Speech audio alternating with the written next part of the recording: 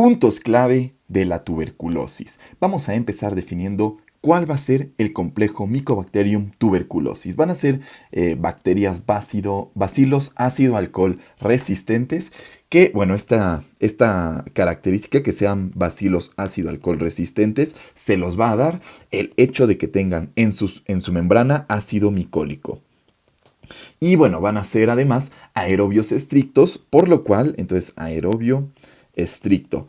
Esta característica de que sean aerobios estrictos va a ser lo que, va a ser la que lo predisponga a irse mucho más a la parte apical del pulmón.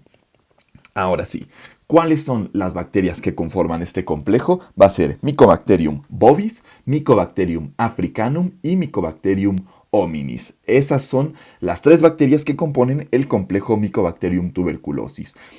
Como factores de riesgo tenemos sobre todo económicos y de hacinamiento, ¿no? Bueno, uno lleva a otro, ¿no? Entonces, económicos que nos lleva a la condición de hacinamiento, de vivir con mucha gente en espacios muy pequeños.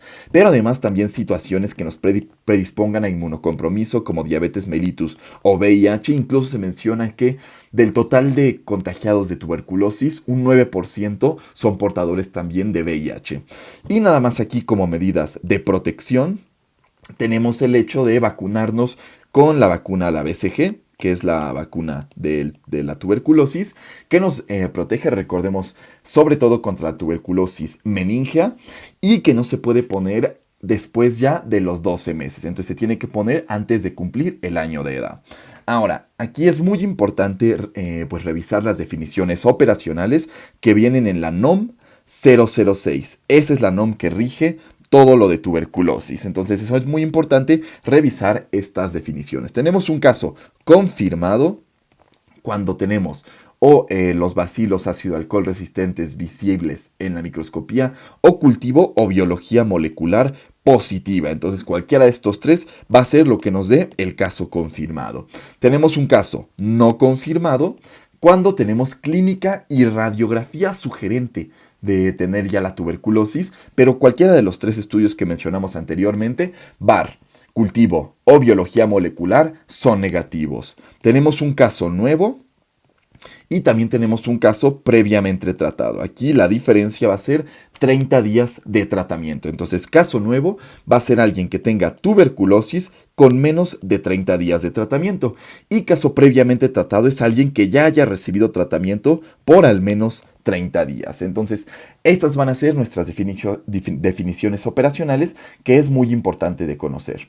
Ahora, en cuanto a la historia natural de la tuberculosis, tenemos que se va a asociar sobre todo a ciertas características. Entonces, un paciente sano hay que saber que normalmente no va a desarrollar la tuberculosis, sino que se va a quedar inactiva o latente, ¿no? La tuberculosis en él, pero no va a desarrollar como tal la enfermedad. Una vez que se empieza a desarrollar la enfermedad, el primer paso que va a dar esta es un alojamiento en el sistema linfático. Entonces, alojamiento en sistema linfático. Y bueno, esto se va a conocer como el foco de Ghon. El foco de Ghon o el complejo de Ghon se va a componer por neumonitis, linfangitis y adenitis, ¿no? Recordemos, linfadenopatía, ¿no? De linfático. Entonces, linfangitis, adenitis y además la neumonitis, ¿no? Una vez que ya avanza después de este complejo de Ghon, esto progresa al complejo de Rathke. El complejo de Rathke se compone por todo lo que tiene el complejo de Ghon, que recordemos, linfangitis, adenitis y neumonitis, pero además se le suma calcificaciones parailiares. Entonces ahí ya tendríamos el complejo de Rathke iliares. Y después de esto ya avanza a cavitar o a hacer cavernas en el pulmón. Entonces ya hace cavernas y recordemos que al ser un aerobio estricto va a hacer estas cavernas sobre todo en región apical del pulmón. Ahora, la clínica. La clínica es muy importante porque es muy distintiva. Se va a basar principalmente en tres síntomas, que va a ser tos productiva que dure más de 2 semanas. A esto le vamos a asociar pérdida de peso, entonces pérdida de peso y también muy posiblemente la presencia de hemoptisis. Entonces, si tenemos estos tres síntomas, casi seguro es tuberculosis. Además, también podemos tener, obviamente, disnea por la afección al parénquima pulmonar y fiebre vespertina o nocturna, de predominio nocturno y vespertino, ¿no? En la fiebre. El diagnóstico aquí también es muy importante que al nosotros identificar clínica de tuberculosis, vemos que es como una tos crónica, tos de más de 2 semanas, lo primero que tenemos que hacer es descartar sinusitis y también descartar asma. Una vez que tenemos ya estas etiologías descartadas, podemos ahora sí pasar al abordaje de la tuberculosis. Y el primer estudio que vamos a realizar va a ser, tenemos que también aquí dividir en si identificamos una tuberculosis latente o no latente. Si es latente, más bien, si es un paciente que se reporta que ha tenido contacto con casos positivos de tuberculosis o en quien sospechamos que tiene tuberculosis latente, vamos a hacer la prueba de tamizaje. Esta prueba de tamizaje se va a realizar con la prueba Montaux o la prueba de la tuberculina o de la intradermorreacción. Entonces, prueba de Montaux. Y bueno, esta prueba consiste en como la inyección en la piel se tiene que poner en donde se junte el tercio proximal con los 2 tercios distales del antebrazo. Ahí vamos a poner la inoculación de la tuberculina y se tiene que revisar a las 72 horas. En caso de que identifiquemos más de 10 milímetros de pápula, no del resto del eritema, solo de la pápula, más de 10 en un paciente sano, nos hace el diagnóstico. Y más de 5 en un paciente no sano o inmunocomprometido, nos hace también el diagnóstico. Así es como se va a leer y recordemos que es a las 72 horas de haber hecho la inyección. Y bueno, en caso de que sea una tuberculosis no latente, es decir, que sí tenga clínica, aquí ya vamos a realizar otros estudios. Lo primero que tenemos que realizar, obviamente, es una radiografía junto con una baciloscopía. Entonces, la radiografía es como un estudio de cajón, ¿no? En este tipo de pacientes, donde aquí podemos identificar el complejo de Ghon que ya vimos que es. Pero bueno, el primer estudio que, como les digo, vamos a realizar va a ser la baciloscopía para identificar a los bacilos ácido-alcohol resistentes.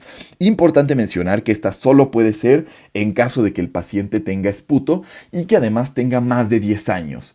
Si tiene menos de 10 años, podemos realizarle un lavado gástrico.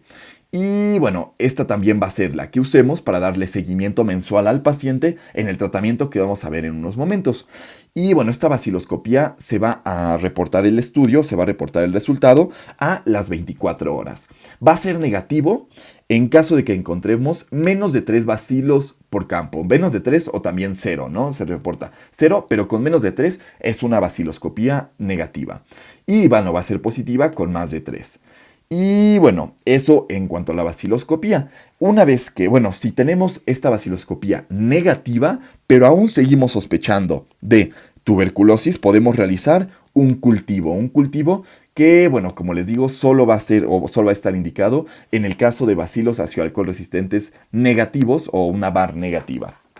Este cultivo nos lo van a reportar en menos de 14 días, menos de 2 semanas, y este va a ser también el medio diagnóstico que nos sirva para identificar las tuberculosis extrapulmonares. La VAR solo va a ser para la pulmonar porque, como les digo, es una muestra del esputo.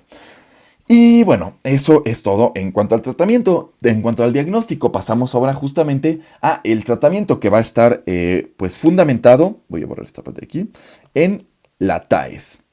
Entonces, la TAES ¿en qué va a consistir? En 2 fases. Va a haber una fase intensiva y una fase de sostén. Entonces tenemos una fase intensiva y una fase de sostén. La fase intensiva consiste en 2 meses con 4 fármacos. Y la fase de sostén consiste en 4 meses con 2 fármacos. Entonces es como al revés, ¿no? Y bueno, aquí también tenemos que saber que la fase intensiva pueden ser 2 meses con 4 fármacos o también lo equivalente a 60 dosis. Y en la fase de sostén van a ser 4 meses con 2 fármacos o lo equivalente a 45 dosis. De forma que nos dé un número total de más o menos 105 dosis. En caso de contar con una tuberculosis latente, el tratamiento va a ser con isoniazida por 12 meses. Y bueno, ahora sí vamos a ver los fármacos que van a componer nuestro nuestro TAES, ¿no? Entonces vamos a tener fármacos que los van a, bueno, se dividen como por letritas. Entonces tenemos H, tenemos R, tenemos también Z y tenemos también E. Entonces, la H es de isoniazida. Entonces, H de isoniazida, R va a ser de rifampicina, Z va a ser de piracinamida y E va a ser de etambutol. Ahora, hay que saber aquí también, pues, efectos adversos comunes de estos 4 fármacos. En el caso de la isoniazida nos va a provocar neuropatía. En el caso de la rifampicina nos va a provocar hepatopatía. Entonces son importantes. Piracinamida nos va a provocar hiperuricemia y nos puede llegar a provocar por esta misma hiperuricemia cálculos renales. Y el etambutol aquí es característico que nos va a causar neuritis óptica. Entonces, muy importante recordar eso. Y bueno, eso sería todo en cuanto al tratamiento. Como les digo, pues nada más hay que ver la fase intensiva y la fase de sostén del TAES.